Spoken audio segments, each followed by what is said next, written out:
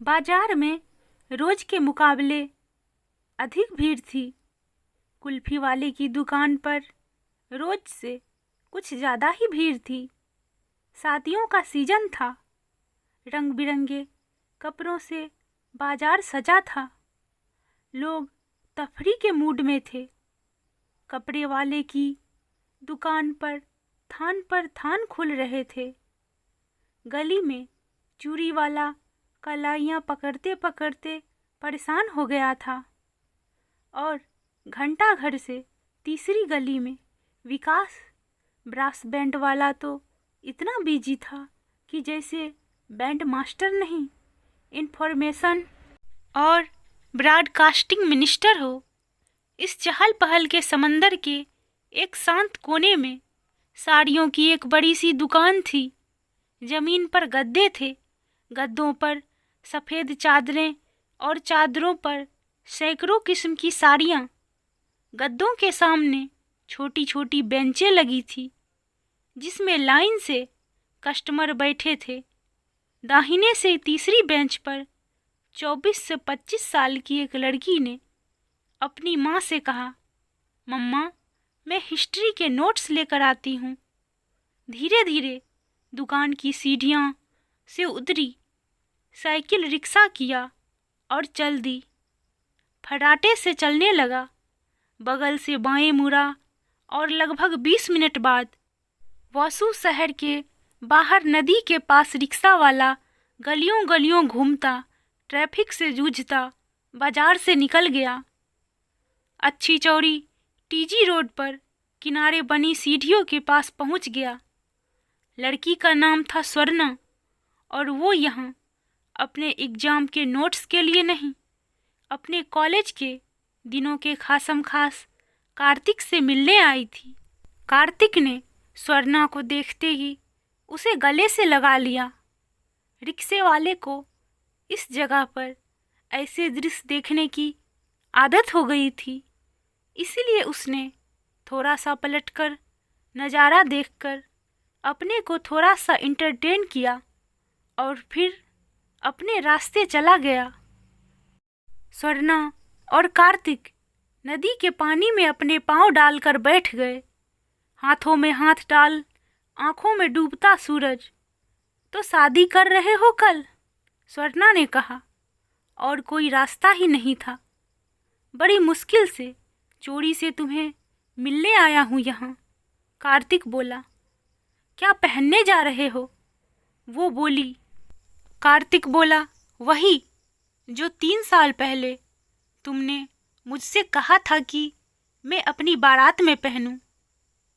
स्वर्णा ने कार्तिक को बड़ी शिद्दत से देखा और बोली, मुहूर्त कितने बजे का है?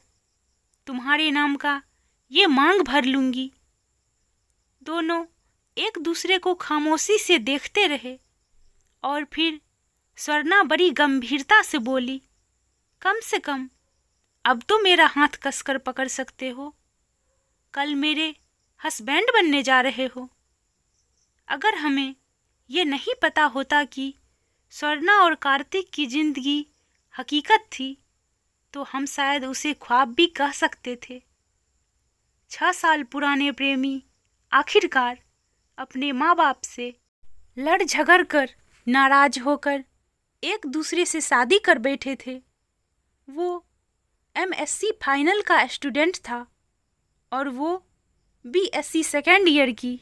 ज्वाइंट फैमिली में पले थे दोनों। गुस्सैल दादाओं और जिद्दी चाचाओं के तेवर देखे थे। खूबसूरत भाभियों और खामोशी में कुटती चाचियों के जलवे देखे थे। ज्वाइंट फैमिली का तो खैर मज़ा ही कुछ और होता है। ये उन दिनों की बात थी जब वासु शहर में अपार्टमेंट कल्चर शुरू हो ही रहा था। यूं तो मैं ज्वाइंट फैमिली को रोमेटिसाइज कह रहा था, जो कि जायज़ भी है, लेकिन धीरे धीरे बन रहे इन छोटे छोटे अपार्टमेंट्स का भी अपना ही रोमांस था। स्वर्णा और कार्तिक भी अपने फौजनुमा खानदानों को छोड़कर एक छोटे से प्यारे से घर में शिफ्ट हो गए थे। बचपन से अब तक कानूनों, पाबंदियों और मर्यादाओं में बंधकर बड़े हुए स्वर्णा और कार्तिक ने पहली बार आज़ादी चखी थी। वो चाहते तो 9 बजे तक अलसाए बिस्तर पर सोते भी रह सकते थे। अब वो चाहते तो देर रात तक एक दूसरे की बाहों में आधे सोए सोए टीवी भी देख सकते थे। अब स्वर्णा जब चाहे जींस पहन सकती थी। अपने कॉलेज के दोस्तों को कभी कभी घर पर बुलाकर गजल की महफिलें जमाते थे। त्योहार पर वो अपने पाँव पर आलता लगाती थी और कार्तिक किसी घमंडी लेकिन नाकाबिल चित्रकार की तरह अपनी बीवी का हाथ खींचकर कहता था कि आज मेहंदी वो लगाएगा। फिर मेहंदी खराब लगने लगती तो स्वर्णा नाराज हो जाती। उसको मनाने के लिए मेहंदी सूख जाने पर कार्तिक उसके हाथ चूम लेता और कहता, देखो कितना गाढ़ा रंग चढ़ गया है। मैं करूं ना करूं, तुम्हारी सास मेरी माँ तुम्हें बहुत प्यार करेगी। कार्तिक अपनी फेलोशिप में से पैसे बचाकर स्वर्णा के लिए शादी का पहला तोहफा एक पीली बनारसी साड़ी ले आया। स्वर्णा कुछ महीनों बाद जवाबी तोहफा ले आई। काले स्ट्रैप और गोल्डन डायल वाली घड़ी महंगी थी, तारीख दिखाती थी। धीरे धीरे एक और खूबसूरत तारीख चली आ रही थी, उनकी शादी की पहली सालगिरह की तारीख। लेकिन फ्रिज के ऊपर टंगा कैलेंडर उस तारीख तक पहुंच पाता इससे पहले ही स्वर्णा के हाथों से अपने चारों ओर स्केच पेन का गोला लगाकर एक और तारीख मैदान में कूद पड़ी थी। स्वर्णा मां बनने वाली थी। मुझे कभी कभी लगता है कि रिश्ते एक पैसेंजर ट्रेन के लंबे सफर की तरह होते हैं। शुरू शुरू में ढेर सारी चहल पहल, हंसी ठहाके, नए सफर में चलने का जोश। फिर 1-2 घंटे में लोग खामोश हो जाने लगते हैं, ऊँघने लग जाते हैं, बातचीत अधूरी छोड़कर अपने में मसरूफ हो जाते हैं। सफर और थोड़ा बढ़ता है तो रिश्ता एक गहरी नींद में सो चुका होता है। वही मुसाफिर जो हंसते खेलते ख्वाबों को अटैची में लेकर, उम्मीदों को हुलडाल में बांधकर सफर के शुरुआत में आए थे, वही अब सफर से उब गए होते हैं। जैसे जैसे स्वर्णा और कार्तिक के रिश्ते के पहले 10 साल खत्म हुए, उनका रिश्ता भी एक गहरी नींद में सो चुका था। अब तो इन 2 मुसाफिरों का एक और हमसफर भी था, उनका 9 साल का बेटा सोनू। लेकिन अब इस रिश्ते के ट्रेन के कंपार्टमेंट में हंसी नहीं गूंजती थी। लोग एक दूसरे के साथ खाना नहीं खाते थे, एक साथ क्रॉसवर्ड नहीं सॉल्व करते थे।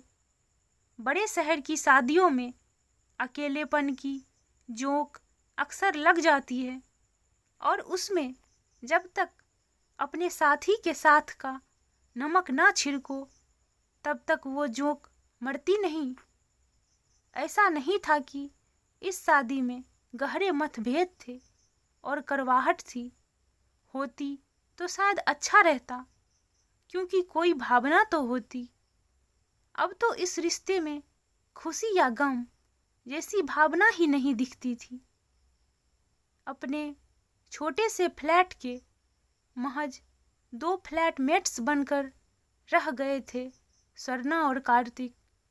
ना ज़्यादा बात करते थे, ना शाम को सैर पर जाते थे, ना संडे को एक साथ राशन की लिस्ट बनाते थे, ना बृहस्पतिवार को सब्जी मंडी में साथ जाकर बड़े बड़े थैले लेकर ठेले के सामने कटहल का मोल भाव करते थे।